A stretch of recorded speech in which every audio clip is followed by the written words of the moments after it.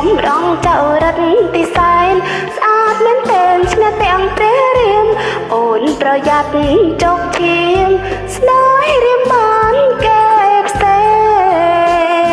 ងអូនក៏ល្អជាងនាងទាវដែរស្រីស្រីស្រុកខ្មែរចាញ់ទេសម្រស្រីអូនសែនស្នូឈ្នះសម្រងកងដីឯនាងស្ដាពិសីក៏អីចាញ់អូនទេបងក៏ស្រងអូនក៏ស្រង់ឈ្នះគេបានចឹងស្រដូចគ្នាទេគួរតែស្នេហ៍បងទៅប្រឡឹងជួយលំនឹងអូនទៅ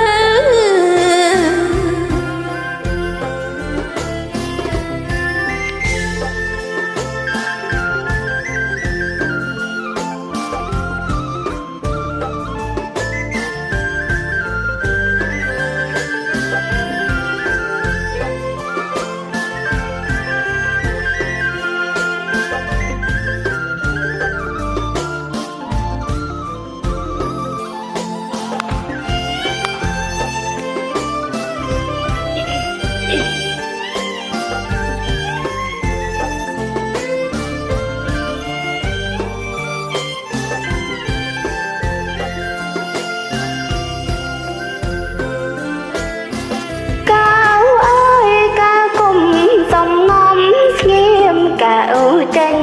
មកភ្លាមមករៀមស្រស់ឬទេបងសណាស្នៀងអង្គប្រស្រុកខ្មែរទេទុំក៏ចាន់បងដែរមើលតែបងស្អាតមែ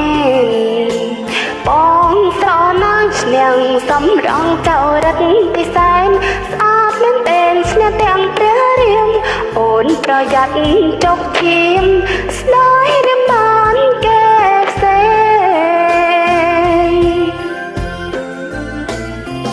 អូនក៏ល្អជាងនាងទាវដែរស្រីស្រី